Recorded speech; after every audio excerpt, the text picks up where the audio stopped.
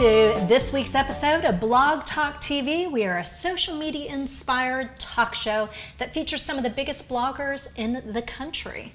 That's right, and we also focus on the impact that those bloggers make on their community through blogging while offering some how-to tips to jumpstart your own blogging career. So I'm your host, Bess Auer of GottaGetBlogging.com. And I'm Ben of OrlandoWaterhole.com, and on today's show we're featuring Tom Jelneck, who is going to show us all about SEO and what you need to know to make your post rise up in the Google ranks. Yeah, I love Tom. So I was able to hear Tom. I first met him when he was a speaker at a conference I was attending. He's an outstanding speaker. He really knows his stuff. And he actually was able to help me out personally. So as a blogger, I use Google Analytics, but I wasn't quite understanding, all right, what about this do I really need to know? What numbers do I need to focus on? And he was able to walk me through not only understanding Google Analytics, but also understanding those Google Webmaster Tools. So yeah, there's a whole nother world behind blogging. You know, you've got the content, but the back of house administrative stuff. So Tom is going to take care of all of that for us. Yeah, he's great. And so when you say the go-to Google guy, which is a tongue twister in itself. We mean it though. He's amazing. So if you're not familiar with BlogTalk TV, we're produced by GottaGetBlogging.com. It's a community online by bloggers, for bloggers, with bloggers. And hang on, I'm looking at my, okay. Sorry. Are you looking at a blogger? No.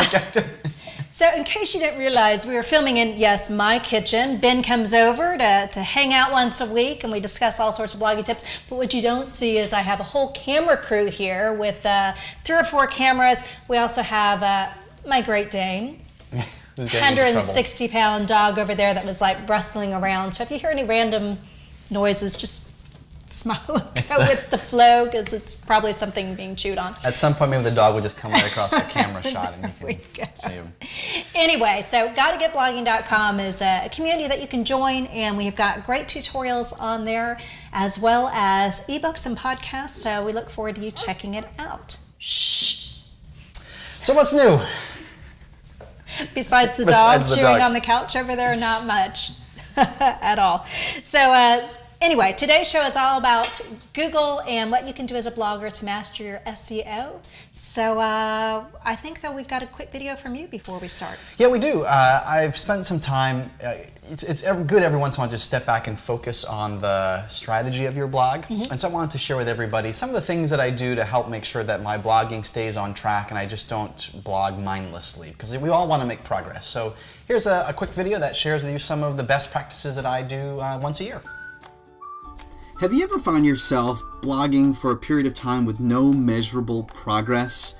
You feel lost, asking yourself, why isn't my blog going anywhere? How come my readership isn't increasing or my engagement improving?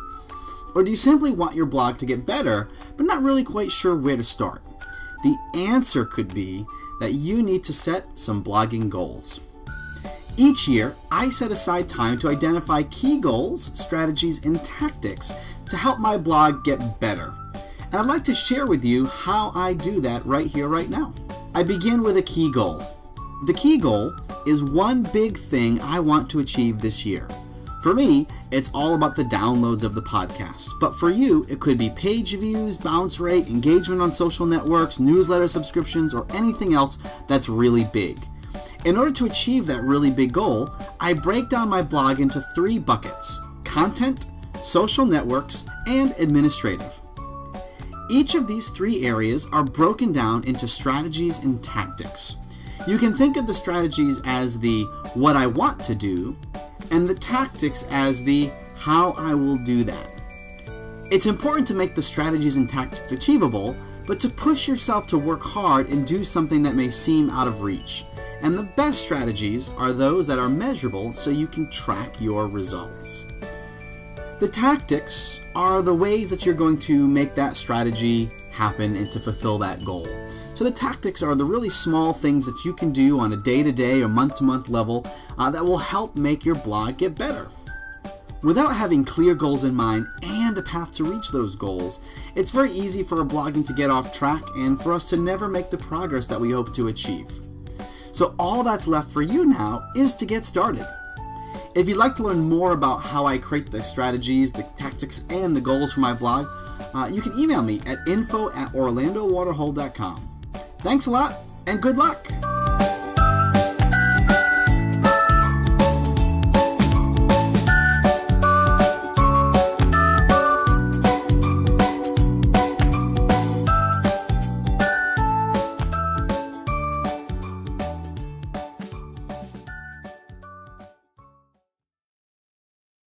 So if you enjoyed that tip, we've got lots more at gottagetblogging.com. You can log on there. Not only do we have how-to videos, but we've also got some podcasts on there. We're even starting to load up some ebooks for you to download, so be sure to take a look.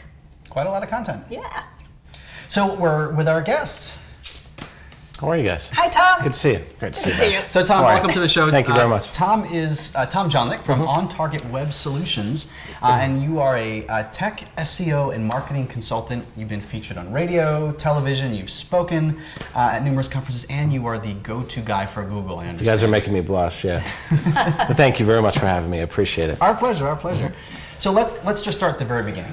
What is SEO, and why is it important to bloggers? Well, obviously, it stands for search engine optimization, right? So anytime you go in front of that Google search box, you're looking for something very specific.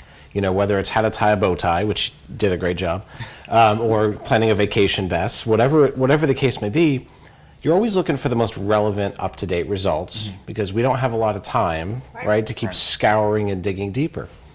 So SEO is really, you know, it's getting a website and a social media presence and all of your content aligned properly so that Google loves what you're doing and ultimately shows it up in the search results so that people find it, share it, and talk about it. It's the new Yellow Pages.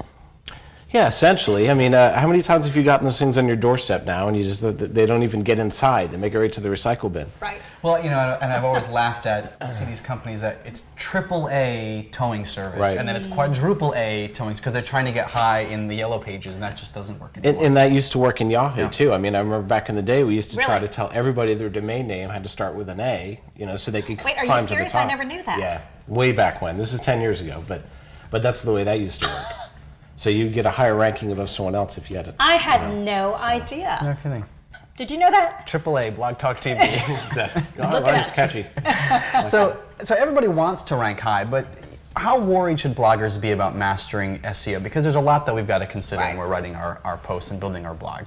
That's a great question. It's a question I get almost every single day now. SEO used to be really technical, right? You know, I always ask bloggers and stuff, what do you think an SEO person looks like? And I always get, well, they got a pocket protector, or they look like a nerd, or whatever the case may be, those big horn rim glasses. But you know, in reality, SEO is about creating amazing, rich content. So when bloggers sit down and try to get all, you know, tech behind the scenes and let's adjust this and adjust that, there are some important components to that. But I think at the end of the day, true SEO and SEO that works and stuff that Google loves is natural and it's organic and it's not forced. You know, So if we go about our business, Right. writing great content, it should take care of itself? absolutely, but there's a couple things. You've obviously got to make sure it gets shared. You've got to make sure that you're focused on key phrases, etc. And key phrases that people actually do indeed search for, not what you think they search for. So there is a mindset that you have to get into, and that's, you know, how can I write this content that's going to serve my audience in the best way possible? So do you have an example of how to find out or how to think about how would somebody search for this particular story that I'm writing? I think it really comes down to asking some of your fans, ask some of your fan base. You can even use social media to ask some of your, you know, how would you search for X, Y, and Z? You know, because really at the end of the day, Google's paying attention to all of those signals that, you know, your desired audience are using to search. So it's not really rocket surgery, right? But it's a matter of knowing what your audience wants. And if you don't know the answer to that, that's something you definitely have to figure out.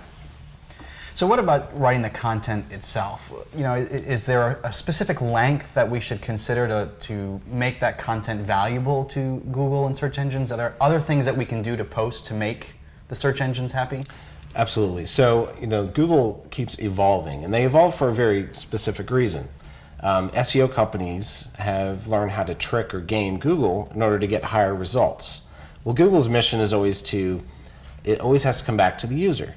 So whatever's going on or whatever's happening on your website, if it's not user-centric, then Google doesn't have as much time for it, right? So to optimize a blog, I say write it naturally first, and then go back and look for opportunities where you could have sprinkled in maybe some keywords. Right. You don't want to go crazy because Google will nail you on that too. So if you use the word mortgage, for example, 22 times, then Google starts looking at that content like this is not natural, right? So it all comes down to just being yourself, being natural about it, Right. and then you can go in and sprinkle in some keywords and where it fits and where it makes sense. Does Google look for a specific length post? Like if you do just a very small caption with a video, that's not real great for Google, right? No, in fact, Google will actually penalize some sites where it deems it thin content. Because one of the ways to get traction in Google is to have a lot of content, but if you're just writing posts that are 24 words, Google's not seeing much love in that, right? Right. And it doesn't look like you're feeding your audience. And while the video is great, you still need to kind of wrap the words around the video as well. So that I didn't answer your question. The ideal post, 350 words to 600 words. We don't want to be writing War and Peace, right? But we certainly don't want to be just giving Google 2 paragraphs. So it's a good exercise to push ourselves to write 350 to 600. Well, put yourself in your user's shoes. How much time do you have to read? That's true. 3,000 words. Yeah. You don't, because you're going to go on to the next, and Google knows that. But with that type of scenario, you have at least enough room to get your words out, use bullet points, make it nice and clean, and keep them coming back. Now, what about, we talk about Google, but Bing and Yahoo and other search engines, are the strategies the same, or do we need to change it for different ones? How do we negotiate that? That's a great question. Some of the meta tags that we use, and this is the geek stuff behind the scenes, Google doesn't pay attention to the meta name keywords at all, because people used to game that and fill it with 90,000 keywords. Yeah. So right? I mean the meta name being the keywords behind the content. Right, it's in the code, and you just see Right. it if you had like Yoast or something on your blog platform where it asks for the keywords. One of the plugins, Yoast. Yeah, exactly. So Google doesn't pay any attention to that, but Bing pays a little bit of attention to that, as does Yahoo. So we'll have clients look at our stuff and say, why didn't you put keywords in there? So best practice, now we have to put them in there, but we know that Google doesn't pay any attention to it, but sometimes Yahoo does and Bing does as well. So we can tell, obviously, you're like ridiculously smart with Google, but you're also pretty darn passionate. I mean, I'm not that passionate about my analytics unless they're really, really great. I mean, how did you develop this? I mean, how did you get into this? I was a writer, and when I graduated college, I set out on a writing career, and I just love words. And everything, if you think about it, on the internet and with search is all about words and how to use them. So use your words, right? But I love everything about this. It's amazing to me to watch a company go from zero to hero because we created a really sound content strategy for them, and Google loved it. Which develops into the Contentinator. Right. So tell us about that. So Contentinator? I have this alter ego of being a little bit more on the smart alecky side, right? It's hilarious. And I love superheroes. My company on Target deals with a lot of really kind of more conservative companies and stuff. As in Target grew, every new client I got, I have to go out and hire more writers. Well, if you put yourself in my pocketbook, that gets really expensive, right? So thanks to Bess, I got to speak at a lot of events with bloggers, and I collected a whole bunch of outstanding bloggers, and now they write for my other company, the Contentators. So whenever I have a new client, I can just go source content from an existing blogger that I know is amazing. But so we'll show some screenshots of the site, but the marketing of it is just genius with the superhero. I mean, it's great. Well, the whole name, thank you very much. Is that you dressed up? It is not, and it never will be. I need to pull this site up. But I actually have an employee that wears a Captain Content outfit. Captain Content is really a symbol of all things that are good and powerful with content, right? It's very funny. One of my pet peeves is I see a lot of companies going out and buying content from overseas. God love them over there. Everybody's got to make a living, but you can't be giving your users nonsense, right? So I can read those blogs in a second and tell they weren't written by that company or they weren't written in the United States. Right. So if you're out to be amazing and you're out to be a remarkable company, why settle for content that's subpar? You know, your users deserve the best, your customers deserve the best, so the Contentnators delivers the best. So all of our content is homegrown. So Love it. Excellent. red, Love white, it. and blue. Well, Tom, we'll be right back to have a little bit more with you, so we're going to take a quick break. So today is the very first Podcast Florida dedicated to podcasters, whether you're just starting out or looking to sort of increase what you're doing in the podcasting space. I'm Lou Mangello, together with Jared Easley. We put this conference together and are super, super excited.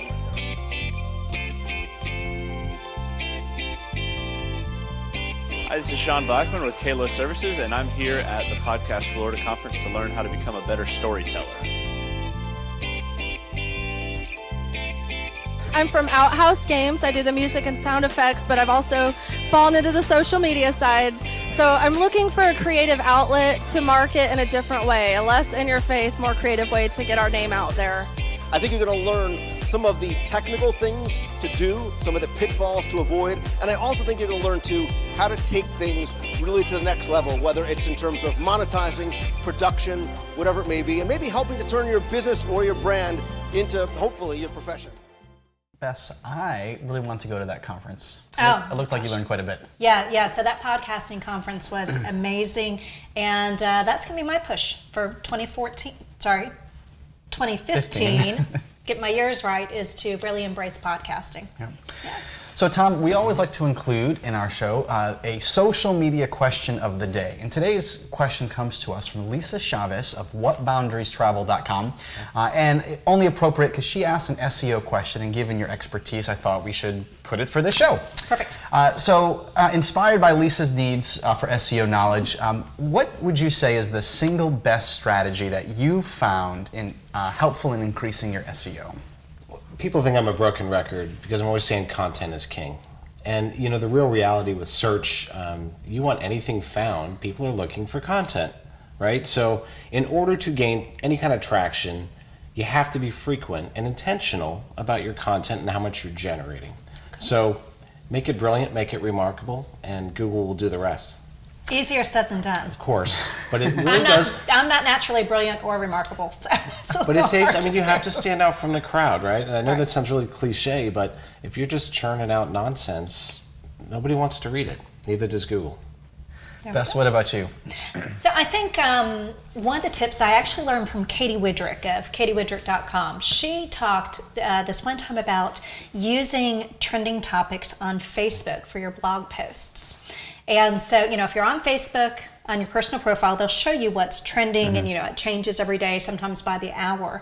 But if you can find one of those topics to tie into a blog post that makes sense for your blog, and you can write a blog post in a timely manner, make it a quality blog post, and then when you post it to Facebook, it's naturally going to be ranked a little higher, show on more pages, but then that's also telling you what people are searching for. So a good example, with the passing of Robin Williams. I mean, that was a hot topic that was trending for days on Facebook because, you know, it was such a beloved actor that we lost. And for Florida Swim Network, believe it or not, we had posted before about Robin Williams because he was a huge triathlete and he did a lot of the triathlons for charity. And so we kind of did a flashback to one of our favorite stories about him and reposted that. And it was one of our top blog posts of the year for that reason. It's amazing sometimes what actually will just start trending so rapidly. Like, you won't believe, or you couldn't even imagine that particular blog post was just going to explode. Yeah. So, But it was based on those trending topics that kind of guided us with what we wanted to write about. How about you? I'm curious what Tom thinks of this strategy. It's worked for me. I think by chance is how it happened. But I will try and write a content that hasn't really been written a lot by a lot of different people. And then my headline, you know, the title of the post is usually a question.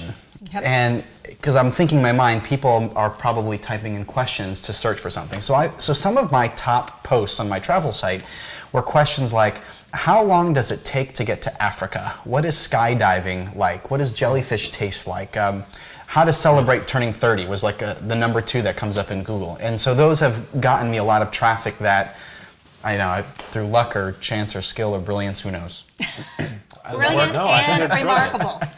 Right Has here. to be remarkable. Brilliant and remarkable. I think that's a great solid strategy as well. People are asking questions of Google all day long. And it's fascinating just to see, it's scary sometimes to see some of those questions that people ask. But certainly if you can trend and riff off of that, that's a great strategy. Well, there are some funny autocompletes. As you start typing in the question, Google will. And some where does that come ones. from? So we'd love to hear your thoughts on today's question. You can tweet us at BlogTalk TV and let us know what your best SEO tip is. And if you'd like to submit a question for consideration for our next show, you can email it to us. Bess, where should we email it? Go ahead and email info@blogtalktv. Oh, wait. No, we changed it. Sorry. You know why? BlogTalk TV is taken. Somebody is sitting on that domain. They want to sell it to us for $10,000. That's like chump change. That's crazy. I've got that in my don't car sit on coin domain. holder. So sorry, we had to change it. Sorry, guys, I wasn't supposed to do that. So go ahead and I'll do it for email me 9. at For 9. Bess@flblogcon.com. Bess@flblogcon.com. Yep. Great. And include your social media profiles too for a shout out, and we'll include that in that email. Yeah. All right, so we're going to close the show with this is always my favorite topic, show and tell, where we highlight our favorite tweets, blogs, apps, tech gear, blog posts, anything that we find interesting on the internet. So if you've got a suggestion for us, you can email that to us as well. So Bess, what do you have for us today for show and tell? So going along with that podcasting resolution I have for 2015, I found the coolest app. I can podcast right on my phone. And so it's called Boss Jock, and it's so cool. So if you take a look, it mutes your audio, and so you can play your opener. So that's my musical opener. And then as soon as it's done, I can record right from there. And so I can talk. I can plug in an external microphone. So the podcast I've been recording for Gotta Get Blogging, I'm walking around like this, doing my podcast. And then I play the ending. And then I'm done, and it optimizes it for iTunes, and I can upload it. So Boss Jock, check it out. I want that. Was it a paid app? Yeah, it's $9.99, but it's so worth it. So I use it all the time. Excellent. Excellent. How about you?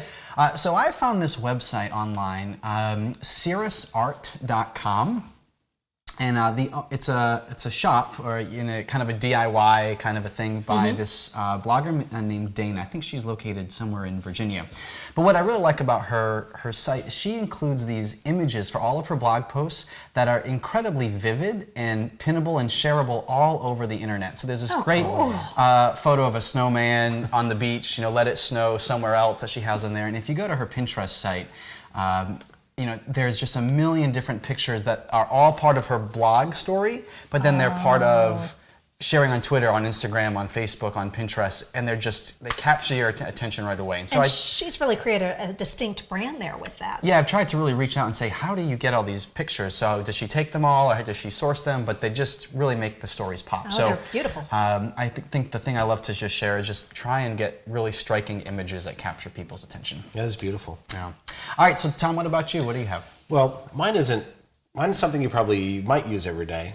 So it already exists, but I had a discovery a couple weeks ago, and LinkedIn finally said, hey, Tom, you're a big boy now. You can actually write your own posts and share them on LinkedIn. So as a strategy, my team has been posting some of my blog posts in LinkedIn. And I have to tell you guys, last week, all of a sudden my phone starts exploding with so-and-so loved your post, so-and-so commented on your post, and blah, blah, blah. Your LinkedIn my posts. LinkedIn post. And I'd never seen this happen before. Aww. But we hit the hot spot, and it started to trend on their pulse.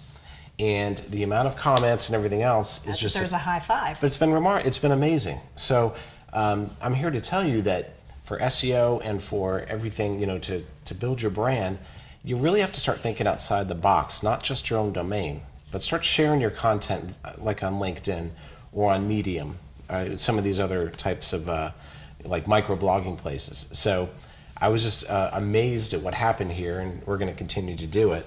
But you can see all the interaction that this particular post has gotten. 1,700 looks. That's amazing. Very cool. It's good stuff. Yeah. So Tom, where can we find you online? Sure, you can go to ontargetwebsolutions.com, or if you need a great writer, you can go to thecontentinators.com, which I know is a mouthful, but it's thecontentinators.com. Great. And you can find me online at orlandowaterhole.com, and you can download the show on iTunes. And follow me on Instagram. I love Instagram. And you can find me at gottagetblogging.com. I'd love to connect with you there. Or you can find me on Twitter at Bess_hour.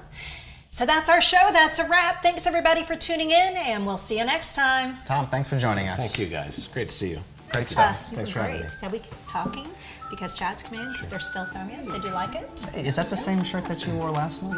Yes. Okay, so it's the running joke that We're gonna put a every sponsor in the episode back of he his has- shirt. I like it.